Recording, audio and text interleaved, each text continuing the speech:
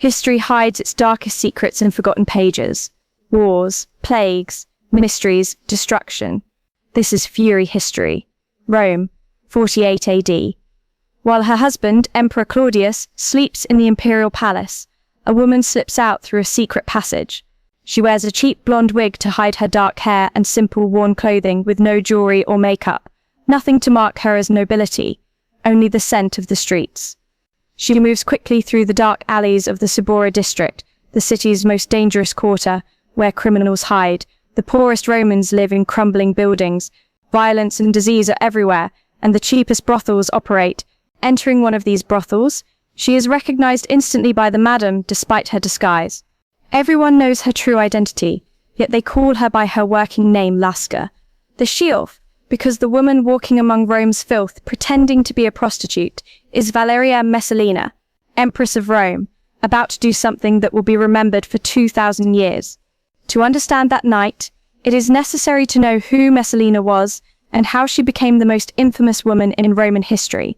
Born around 20 AD into one of Rome's most prestigious families, her lineage traced directly to Augustus, placing her at the pinnacle of Roman aristocracy. She had wealth, beauty, status, and education. Contemporary descriptions note her pale skin, golden hair, and striking features that set her apart even among elite women.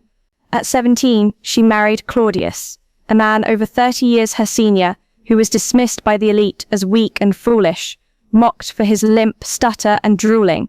Their marriage was a dynastic arrangement, uniting two branches of the imperial family. Then, in 41 AD, everything changed. Caligula, the insane tyrant who had terrorized Rome for 4 years, was assassinated by his own guards. Caligula had declared himself a god, committed incest, appointed his horse consul, and executed people at whim. The Praetorian Guard, Rome's elite protectors of the emperor, finally acted, murdering him and searching the palace for a legitimate successor.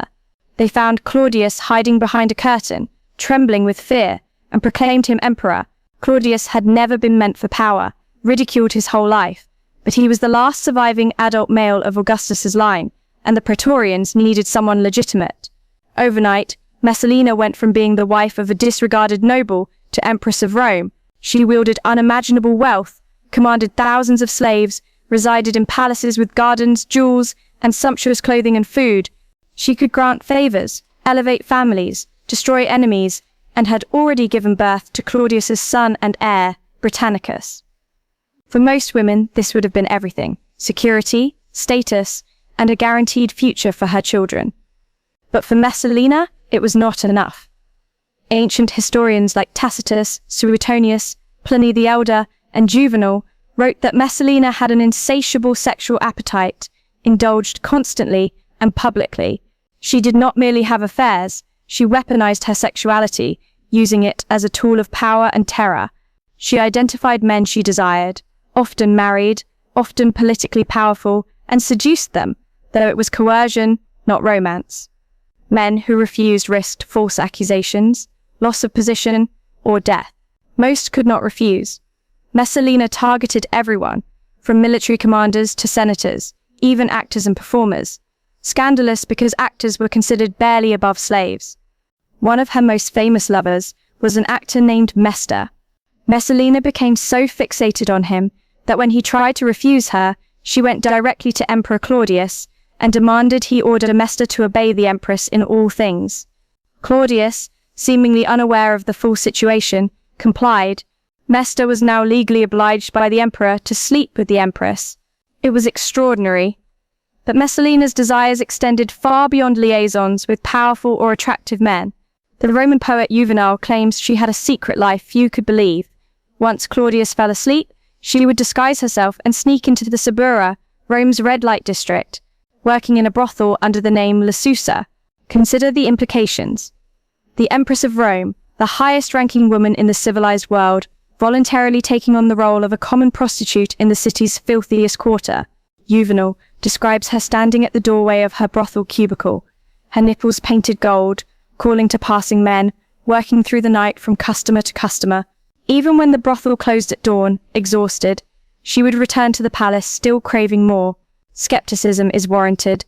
as Juvenal wrote satire, exaggerating to make a point. Yet multiple sources tell similar stories, including the famous tale known as the competition. According to Pliny the Elder, a respected Roman scholar and natural historian, Messalina sought to determine who possessed greater sexual stamina, an empress or a professional prostitute. She challenged Scylla, one of Rome's most renowned prostitutes, to a contest. Each would take on as many male partners as possible over 24 hours, with the winner being the one who serviced more men. This event was not secret, but a public spectacle, witnessed by members of the Roman nobility for entertainment. Scylla, experienced and disciplined, worked steadily through the night, reaching 25 men by dawn, exhausted and unable to continue. Messalina pressed on, surpassing 30 according to some accounts, only stopping when no more men volunteered. The Empress had defeated a professional prostitute in a marathon sexual contest before an audience of nobles.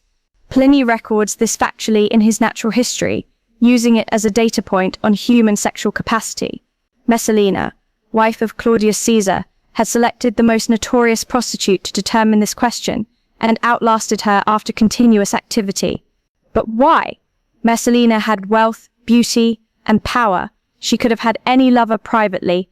Why make sexuality a public spectacle, compete with a prostitute, and risk scandal? Modern historians debate. Some suggest she was a nymphomaniac, driven by uncontrollable compulsion.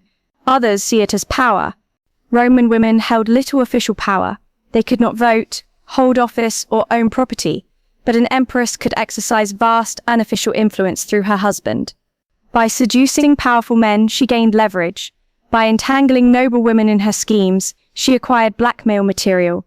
Her extreme public sexuality created fear. No one knew what she might do next. No one felt safe refusing her. Another possibility, propaganda.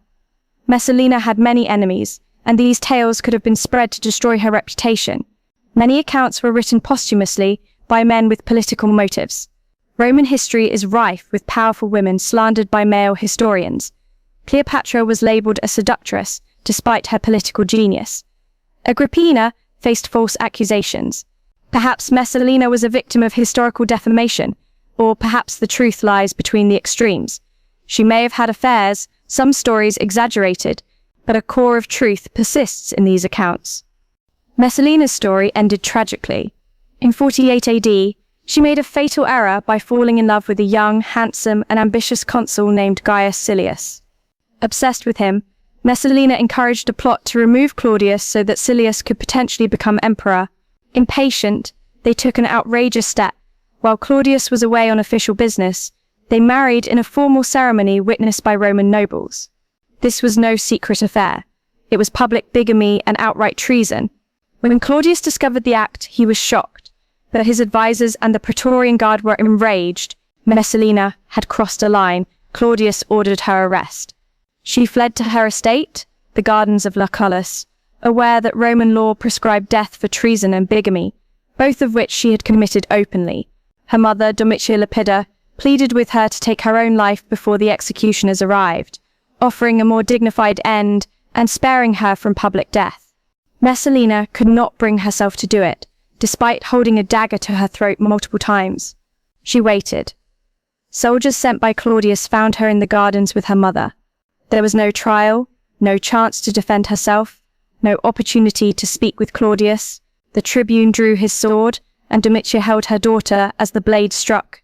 Messalina died there, stabbed in front of her mother, her blood soaking the marble paths she had once walked as empress. She was around 28 years old, having reigned for 7 years, and become the most infamous woman in Rome. Her children suffered as well. Britannicus, her son, was only 7 at her death, and never recovered emotionally. Claudius remarried Agrippina, who promoted her own son Nero over Britannicus, who later died suddenly at a dinner party, likely poisoned by Nero. Messalina's daughter Octavia was forced to marry Nero, who treated her cruelly and eventually executed her on false charges. Both children died young, victims of the same political intrigues their mother had once wielded. Despite this, Messalina became legendary. For 2 millennia, writers, artists, and playwrights have been fascinated by her. She appeared in poetry, painting, sculpture, and drama. In the Renaissance, She symbolized female sexual excess. In the Victorian era, she became a cautionary tale against uncontrolled female sexuality. In the 20th century, she appeared in films and novels as the ultimate femme fatale. Many iconic depictions show her in the brothel, either waiting for clients or exhausted after the competition with Scylla, shaping perceptions of female sexuality, power, and Rome itself. Yet modern historians are reassessing her story. They scrutinize the sources, noting that almost everything about her comes from enemies or writers relying on second-hand accounts. The accusations against Messalina follow patterns seen with other powerful Roman women. Claims of promiscuity, poisoning, and manipulation were standard slanders aimed at women who threatened male authority. In reality, Messalina was politically active and effective, influencing appointments, managing patronage networks, and securing positions for allies, essentially performing the work of emperors with the power she possessed. Because she was a woman, these acts were often reframed as sexual manipulation. The story of Messalina and the 25 men may be entirely fictional. Pliny the Elder was not in Rome during her lifetime. He was a young student in northern Italy and could not have witnessed such a competition. He was relying on gossip and stories that circulated years after her death. Juvenal, writing decades later, used satire and exaggeration to comment on Roman morals. Tales of her working in a brothel under a false name may have been invented by her enemies to humiliate her, as accusing a Roman woman of prostitution was one of the most devastating attacks on her reputation. Perhaps Messalina was simply a young woman thrust into the role of Empress before she was ready, trying to assert influence by the means available to her, and making a fatal political misstep with Silius. The sexual stories could be exaggerations or complete fabrications meant to justify her execution and erase her from history, or perhaps some are true, reflecting her affairs or her use of sex as a political tool. The truth will likely never be known. What survives are the stories, legends, and accusations, which have profoundly influenced Western culture for 2 millennia, shaping ideas about female sexuality, power, and Rome itself. Her name became synonymous with promiscuity, a term used as one of the gravest insults for centuries. Even if some stories were true, they reveal a society in which women had almost no agency except through sexuality, a culture obsessed with controlling female behavior, and a historical record written by the powerful, twisting women's lives to serve political ends. Messalina lived in a world where her position granted privilege but little real power. She could not make laws, command armies, or fully control her property. Her influence was limited to shaping her husband's decisions, building loyalty networks, and perhaps using her sexuality strategically. If she exercised that power in extreme ways, it is understandable within the context of a young woman navigating a perilous, male-dominated system, constantly under threat. When she overreached by marrying Silius, the system destroyed her swiftly and brutally, then attempted to erase her from memory. The story of Messalina and the 25 men has endured for 2,000 years, inspiring art, literature, opera, and film, becoming one of the most scandalous tales from ancient Rome. But perhaps the real story is not about sex at all. It is about power, how a young woman tried to carve out influence in a world that denied her legitimate paths to it, and how men threatened by her destroyed her and weaponized her memory, turning her into a figure of insatiable lust. The true scandal may lie in how history treated her, warping her life into a cautionary tale to control women. The historical Messalina is lost to time, tainted by propaganda and political agendas, but her legend endures. Whether fact, fiction, or a mix, it reveals much about Rome, power, sexuality, and the way we remember the past.